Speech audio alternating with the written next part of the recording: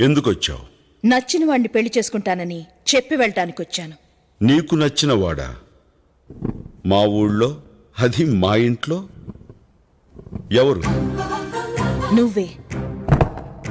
ఏమిటి నాలో నీకు నచ్చింది? శత్రువు ఇంటికి సింహంలా రావడం నాకు నచ్చింది. మా అన్నల్ని ఎదిరించడంలో నీ మగతనం నచ్చింది. ఇంకా చిరుతపులి లాంటి నీ చూపు నచ్చింది.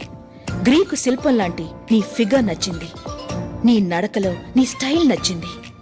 అంతెందుకు, టోటల్ గా నీ బాడీలో ఉన్న అణువణువు నాకు నచ్చేశాయి.